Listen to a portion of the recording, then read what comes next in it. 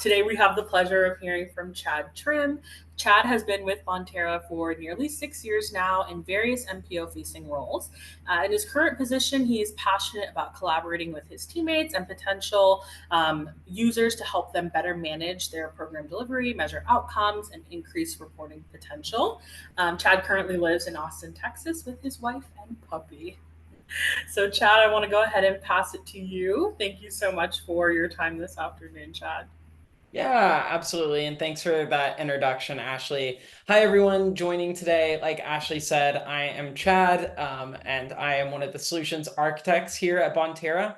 That just means that I get to partner with our commercial team to show off our various solution offerings. So I came from the social solutions legacy side of things to Bonterra, working on our impact management team, but have got the privilege over the past year to work with all of our different legacy organizations that have come together to form Bonterra. So really excited to specifically be talking about the development side of things today. I interned for the Make-A-Wish Foundation in college, which is really what kicked off my love of all things public good and the nonprofit world.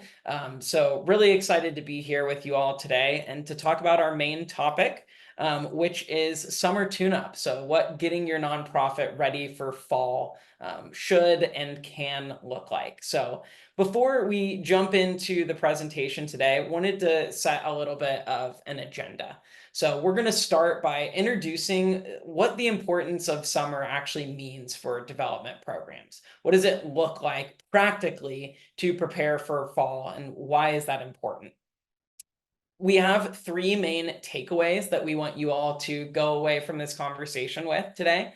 And they're mainly around these three things that you see here. So we're going to talk a lot about system and data cleanup, what refreshing campaigns and automation looks like, and then also talking a little bit about exploring new communication channels, the importance of that, and why summer is a good time to do all of these things. So we're going to talk about them high level first, and then actually take a look at our fundraising essentials platform today as well. So we'll leave some time for question and answer at the end, but as we go along, please don't feel like you need to save your questions for the end. If you're anything like me, you'll probably end up forgetting them if you don't type them as soon as they pop into your head. So since we've got the chat really going here, the best place to put your questions is actually going to be utilizing the Q&A functionality that you'll see down at the bottom. So best place for questions is in the Q&A functionality.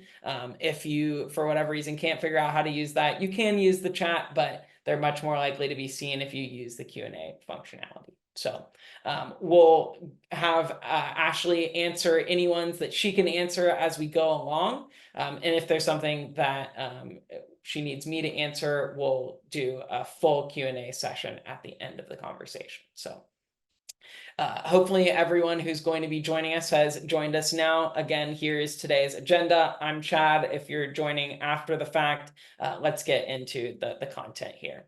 So before we get started, I wanted to just get a sense of where you all are at right now. So we're not going to run an official poll, so feel free to just chat in your answer. But I'm curious to hear from everyone. What are you most excited to hear about today? What are you most excited for us to cover in this? Whether it's system and data cleanup or what exploring new communication channels looks like, feel free to chat in. I'll give a couple minutes for you to say what you're most excited to cover.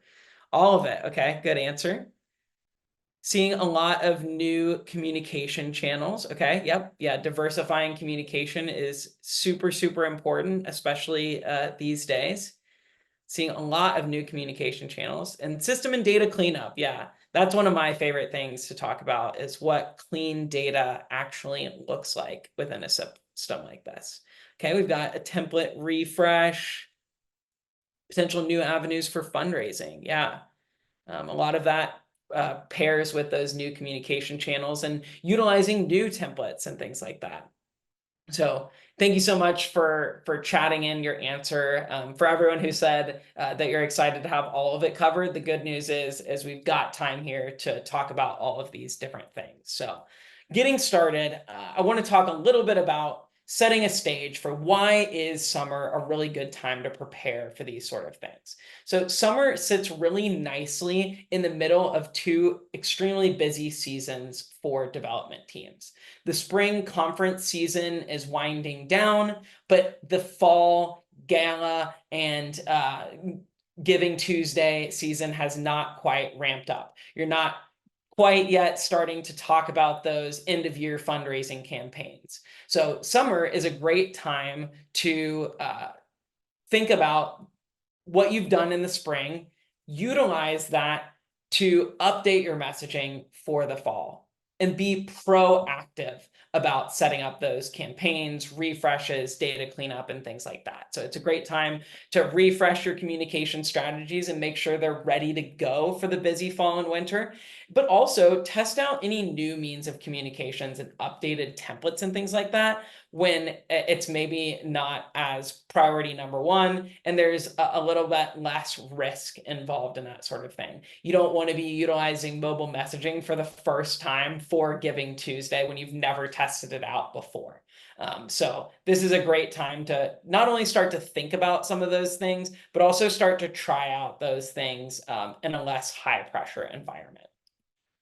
So when we get into those three key takeaways, I want to talk about them high level before we actually start to take a look inside the system.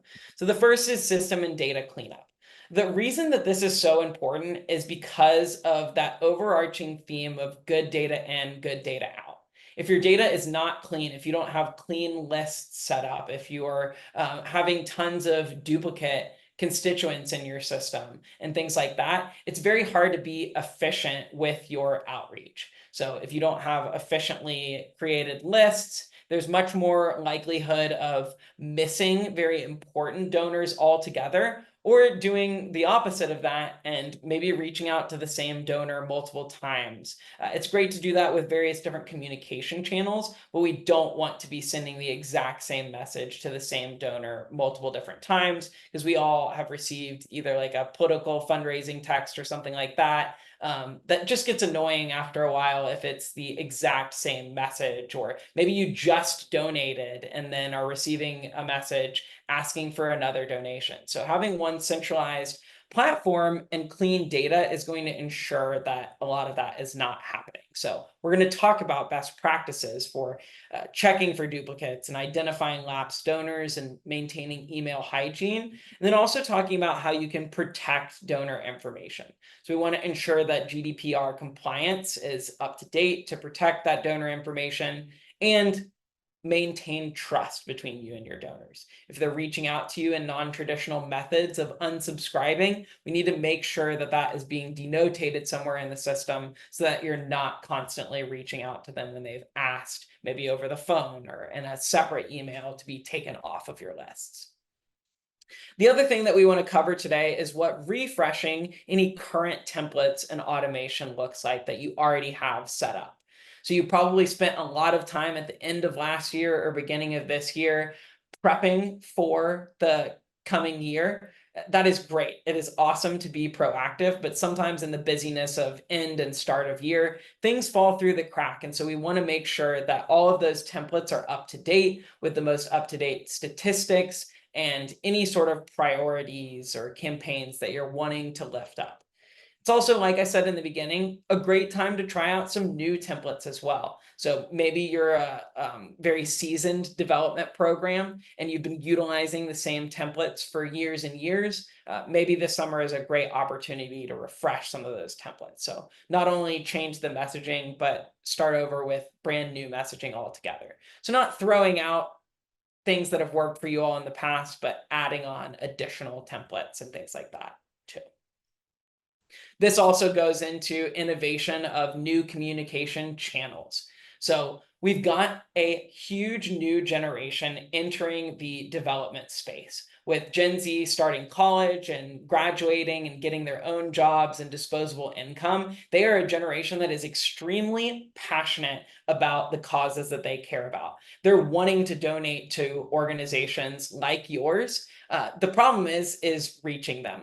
So things via social media and mobile messaging, and even creative things like group video is going to be great for diversifying your communication channels rather than solely relying on the old methods of direct mail or email messaging.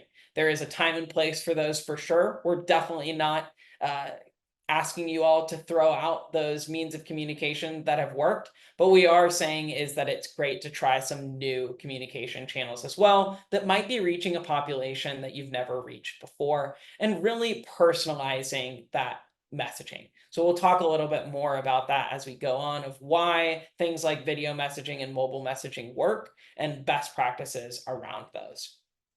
I love tying all 3 points back together here, and I can do that in your lists. Having clean data allows you to create good lists that you can then utilize in those various different communication channels. And what you're actually sending out, obviously, we want to make sure is refreshed and up to date as well. So that's how we pull them all together.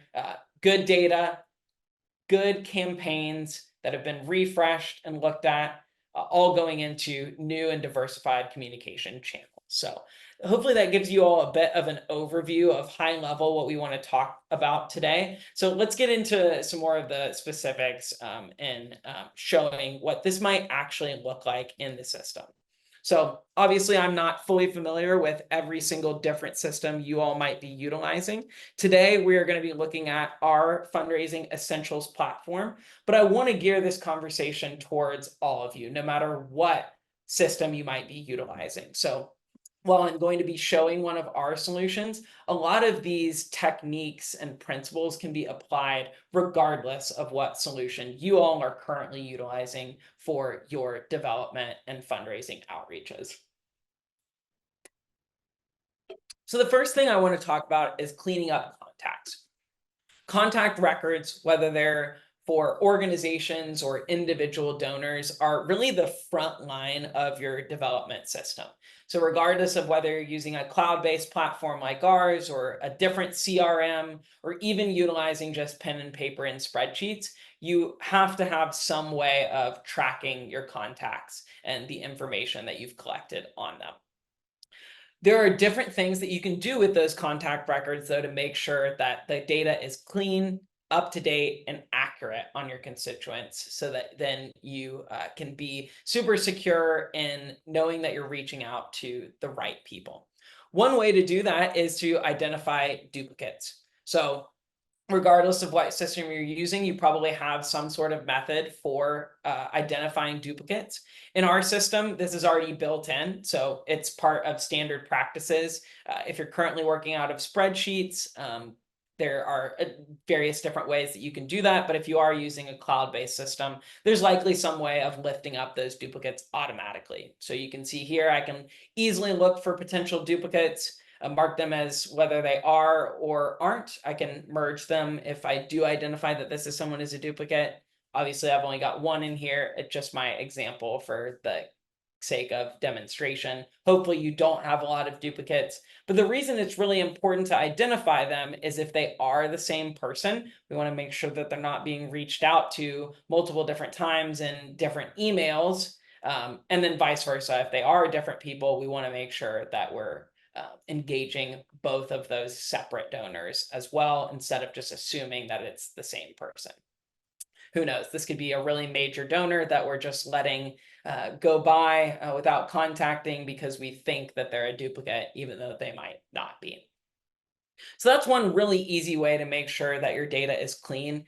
And then another way is to identify certain groups of contacts. There are tons of different ways to do this, regardless of what system you have, but you want to make sure that you're identifying different groups of contacts, whether it's lapsed donors or those who haven't opened an email in a while, because email isn't free. Now, we're not charging you by the email or to send out emails with a system like this, but domains are paying attention, and those are things that you're paying for. As people don't open emails in your different domains, whether it's Yahoo or Gmail, it decreases your overall sender score. So there are tons of different ways that you can identify participants that are lowering that score, whether it's a system like this or any other system that you're utilizing. So I want to go through a couple of best practices that are groups of participants that you can identify. One really easy one is identify anyone who's not interested.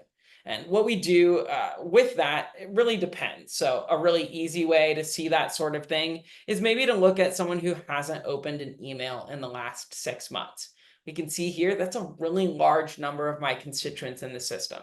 665 contacts have not opened an email in the last 6 months. That essentially means, now that we're into July, that they haven't opened an email probably since that end of year wrap up or beginning of year welcome email that you sent back in December or January. That means that any campaigns that you've had in the spring or early summer have not been noticed by that donor. Those donors, these 665 constituents, are lowering my score in terms of those email domains and the overall sender scores. So it'd be great to do a couple of different things with those that we've identified are not interested.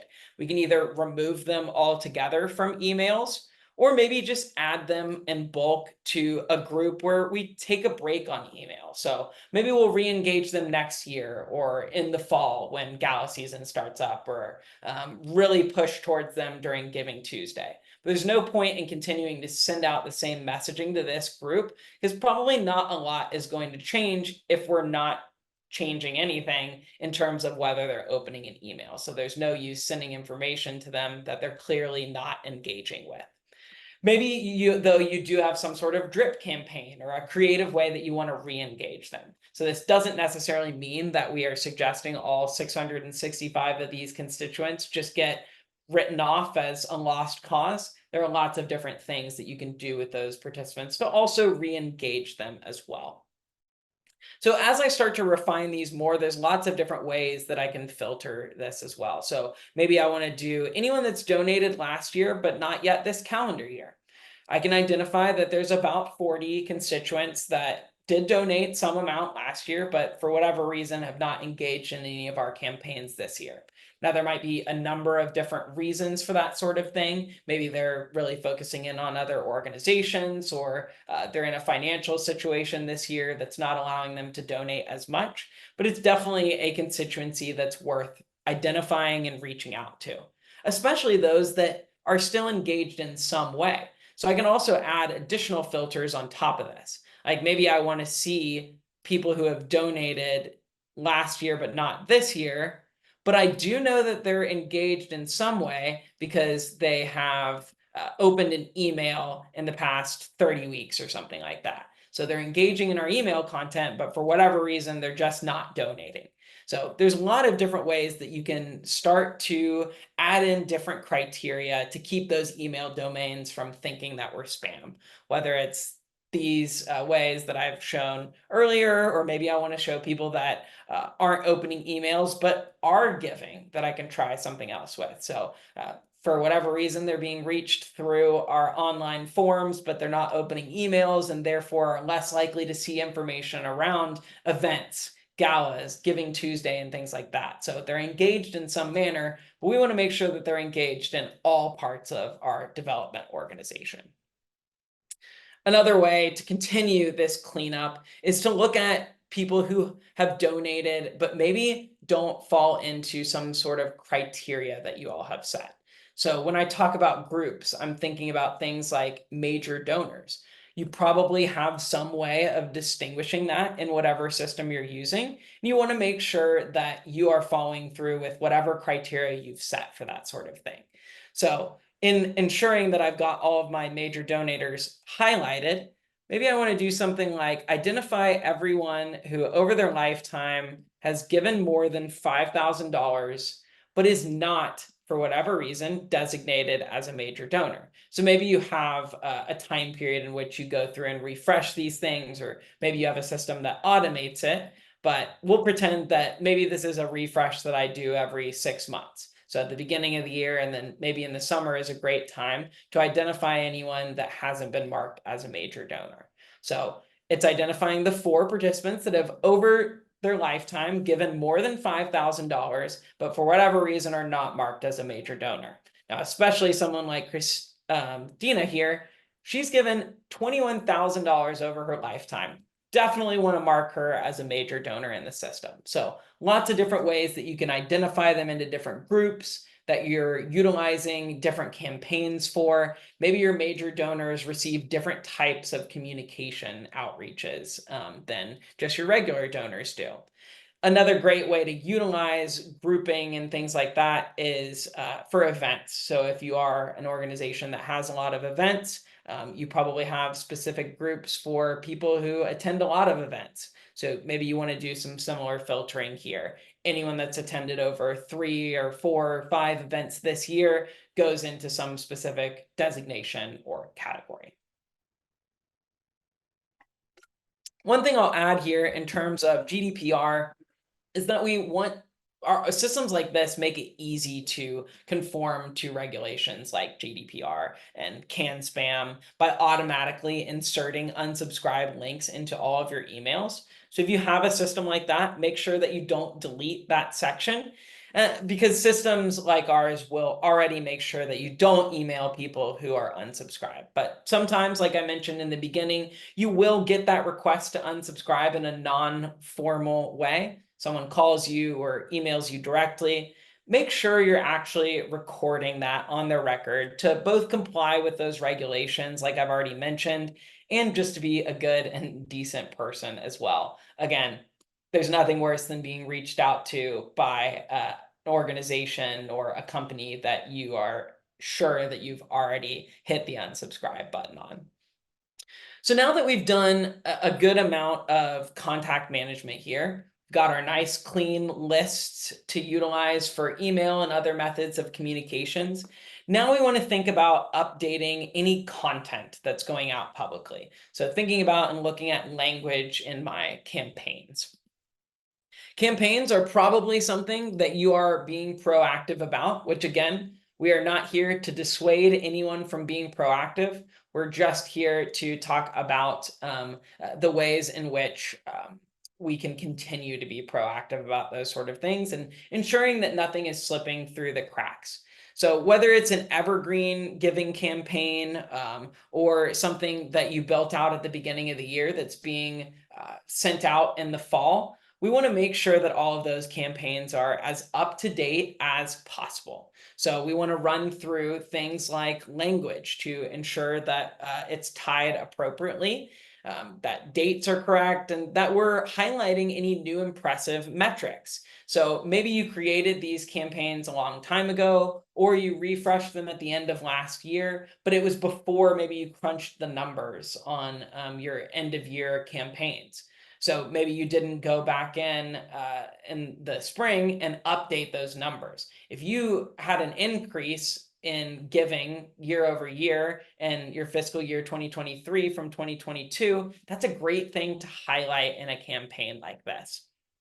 So not only making sure that date information is correct, and again, in theory, these are things that you've done at the beginning of the year, but obviously with the busyness of end of year and beginning of year, we understand that things slip through the cracks. So you want to make sure that everything is correct and that you're lifting up any new statistics that you're really excited about or any new initiatives that you want to discuss and are proud of as well. So you want to make sure that you're going through all of those campaigns and making sure everything is up to date. Doing a lot of double checking things like thank you messages and any custom messaging that you have included in any of your campaigns that are going out. So for example, if one of your goals for last year was to build a new building and that building has been built, you don't want information going out about the ongoing building of that. You want to celebrate that that actually got done thanks to your donors. So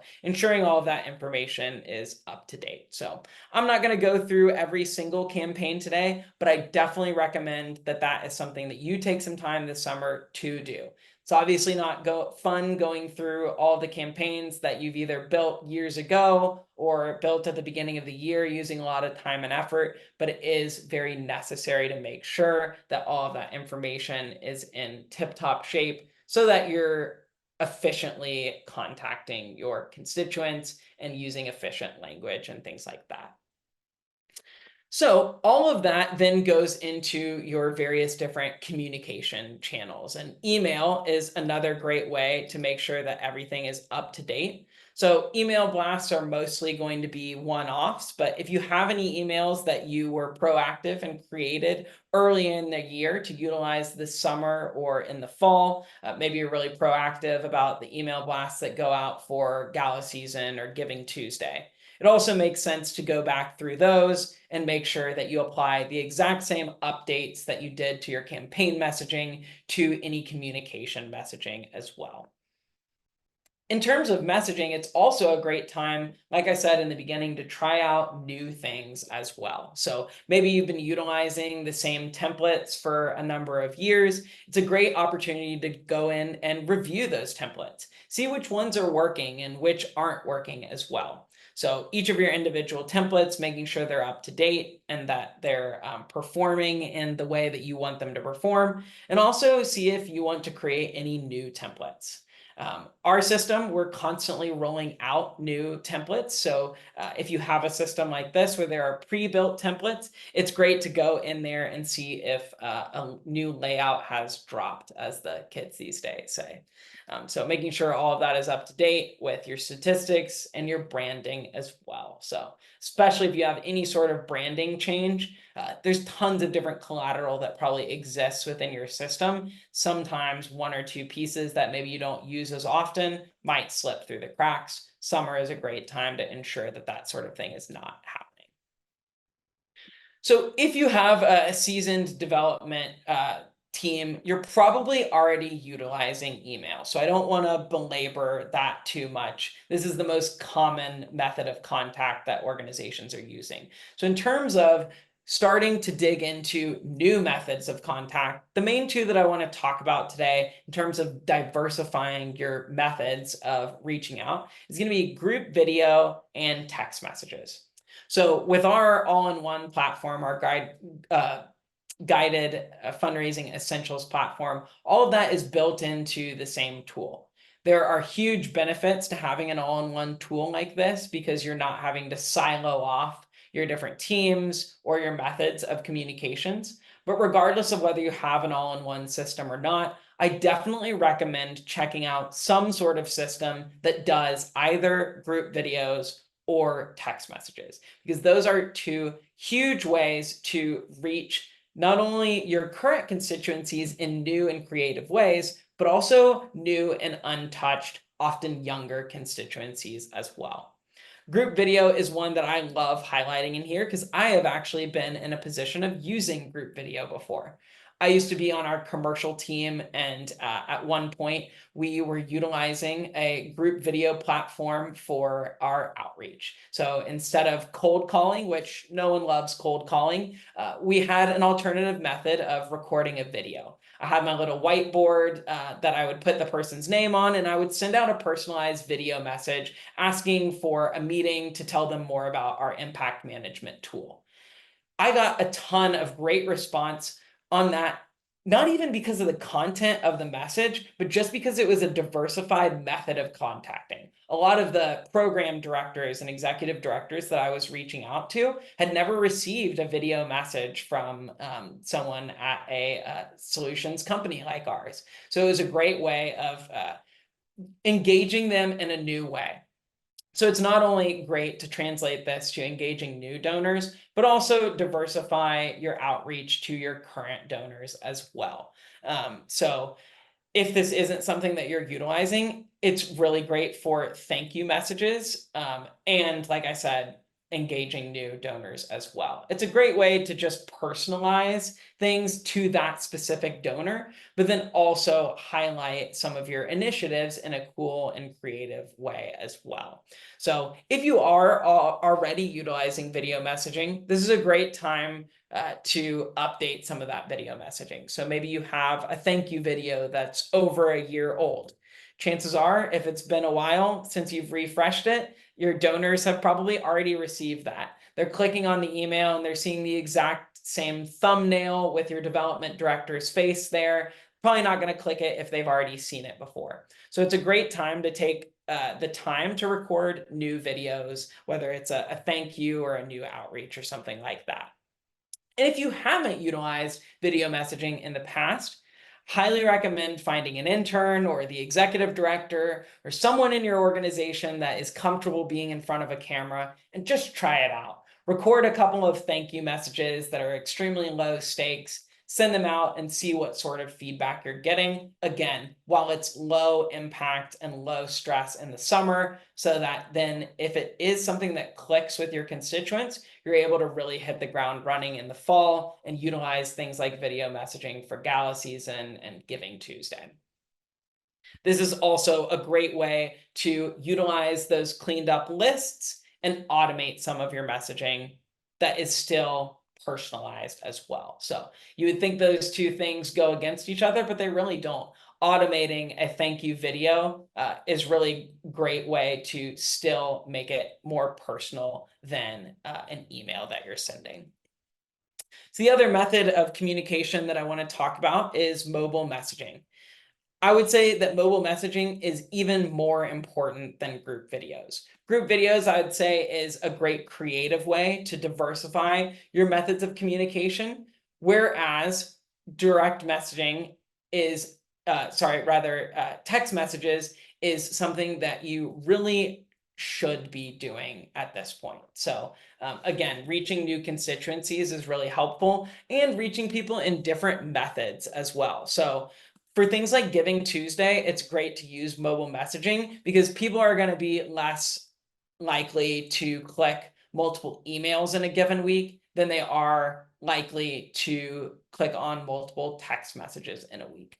Even outside of those campaigns, it's really helpful to use text messaging for things that are ongoing. So if you do any sort of events or in gala season, if you are making some sort of last minute change or need to send out an update, especially for anything that's day of, text messages is a great way to get that information out to your constituents in an automatic way. They're much more likely to be an hour before a gala clicking on a text message to learn some new information or be reminded of information than they are on the weekend or a weeknight or something like that, clicking into their email unless it's something that they know they should be looking for already. So in terms of creating this, really easy to do in a system like this. You can utilize the bulk action functionality, utilize your cleaned up lists, and then you also want to make sure that your opt-ins are included in all of your forms, because in order to send out texts, you need people to opt in.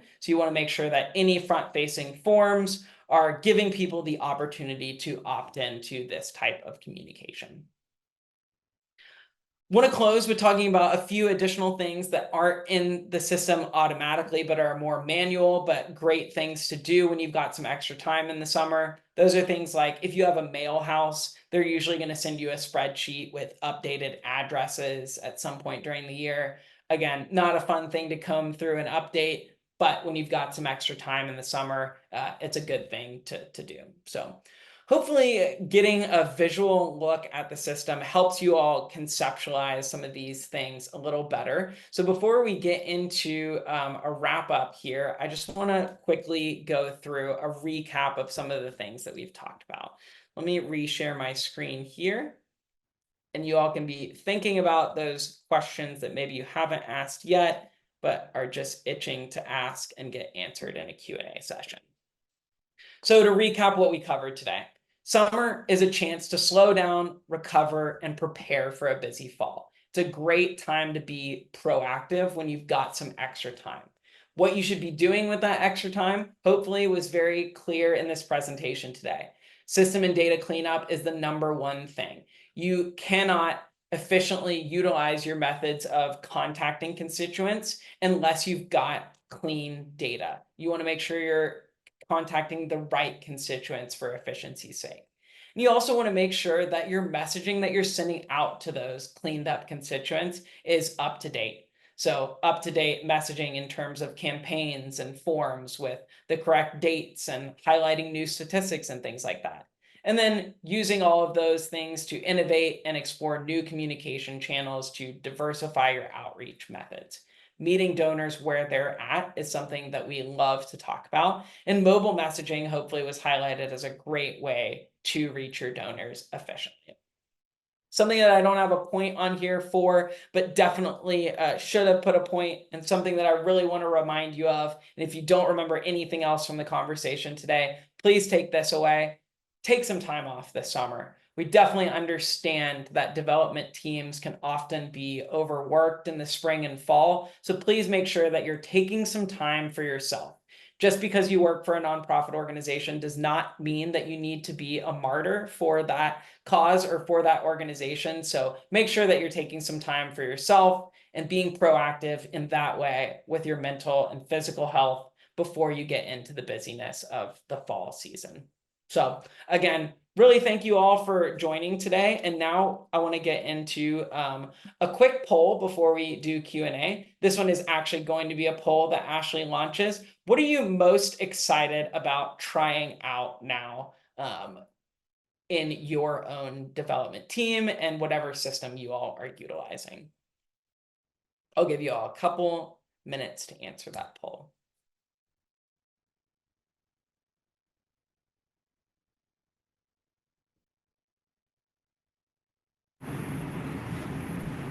Awesome. As responses are trickling in, Chad, it looks like most people are definitely excited about trying video as a communication. Okay, Yeah, nice. Love to hear kind that. of the yeah, that's kind of the overwhelming majority. Next is cleaning up their data, their donor data, and enhancing the usage of mobile messaging. But yeah, by far and Nice. large, people are excited to try video.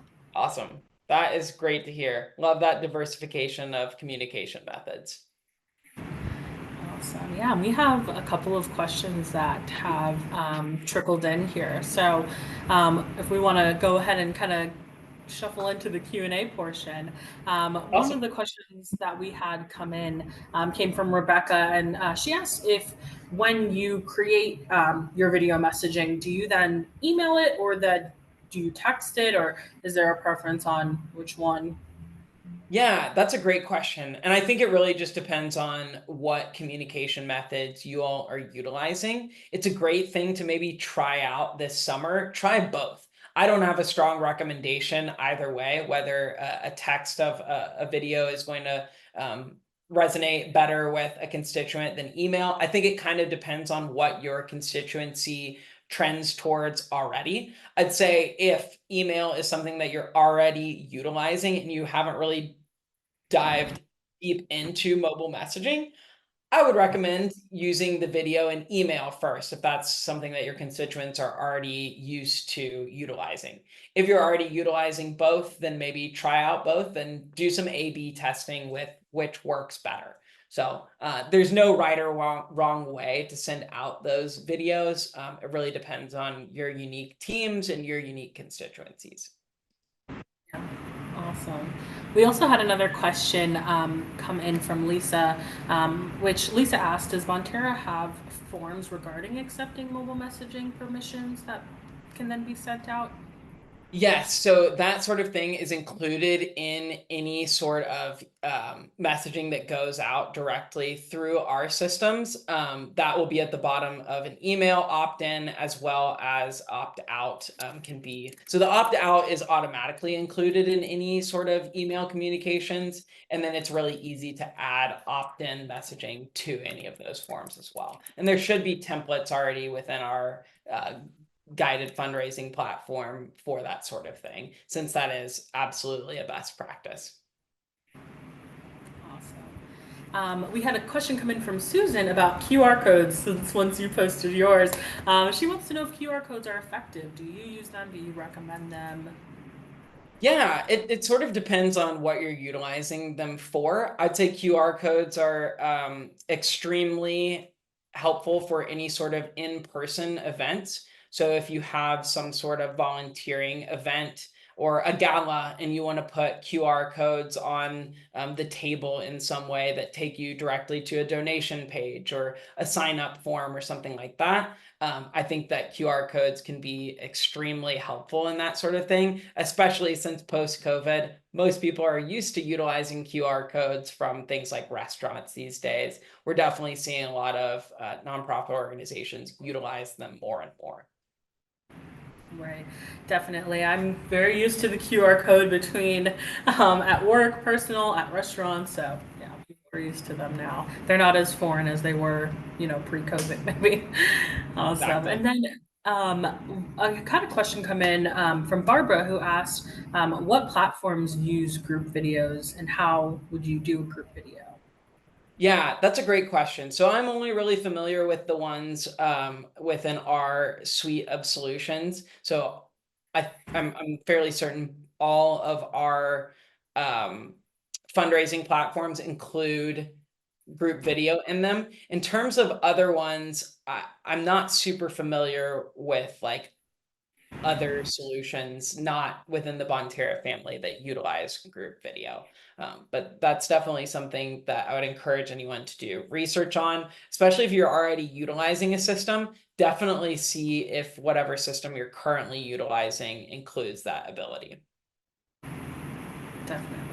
And a question that we had come in from Mia. Mia asked, does the tool that you showcase come with video messages, as in like examples of video messages that those can then be I do replicated? not think that there are templatized video messages in our platform, just because obviously it would be like someone from our organization recording it, and who would that be Right. to your constituents? But there are tons of examples that you can find online. I'm sure that there's also some collateral within our system that would basically like point you in the right direction for that sort of thing as well. Because yeah, definitely a fair question. If you're just starting to utilize group video, you hit record and it's like, what do I even say or do with my hands on a video like this? So definitely recommend just surfing YouTube or the web to find some examples of that sort of thing. It is becoming something that development programs are utilizing more and more. So I'm sure that there is information out there on the web of great examples of best practices for that sort of thing. Right. Definitely. Awesome. And while we wait for some more questions to kind of trickle in here, let's go ahead. I want to make sure I'm getting to all of them that we can get to here. There's a ton in the Q&A. Perfect. Awesome. And did you happen to have, Chad? Totally okay if you don't, but happen to have an example of one of those videos or video messaging within the tool That that is we a might be great able to walk through? question. I should have prepared for that. So let me see if I can find one that would be a good example here.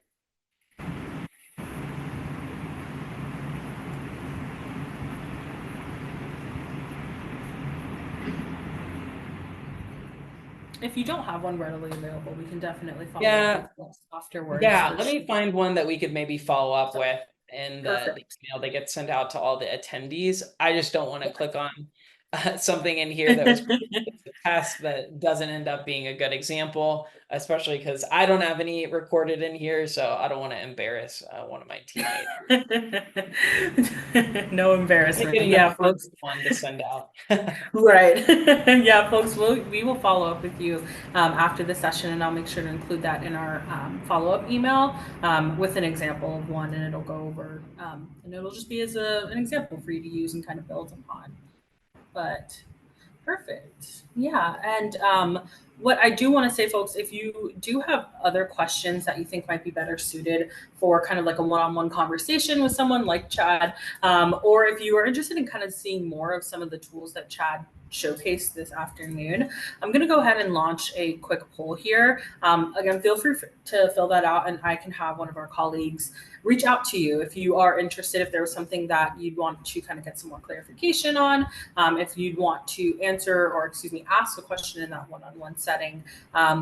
Happy to have someone follow up with you after the session. So we'll have that poll here. But while folks are filling that out, we want to make sure we get to the questions that we can. Yeah. Awesome. And yeah, Chad, thank you for your presentation this afternoon. It was Yeah, great. absolutely. Um, I loved you touching on video messaging because my time in sales as well, we use video messaging and you can get a lot of great responses about how that personalization is unique and they've never experienced that. So yeah, loved that tidbit as well. It's Yep. definitely, there's truth to it for sure. Yeah, I definitely had a fun time putting together the content, so it's my pleasure. Yeah, awesome. And we thank you guys as well for joining us this afternoon, and your engagement and your time and your presence. It's very, very much appreciated. And we definitely look forward to seeing you at our next session here. But like I said, folks, we'll go ahead and send the recording out of this session sometime next week, and we'll follow up with you all sometime next week as well, if not later this afternoon, for those folks interested in a one on one conversation. But again, yes, thank you everyone for your time and your attention this afternoon and your engagement. Awesome. Awesome. Thank you all so, so much. You all have a great rest of your afternoon here. And we look forward to seeing you at the next session.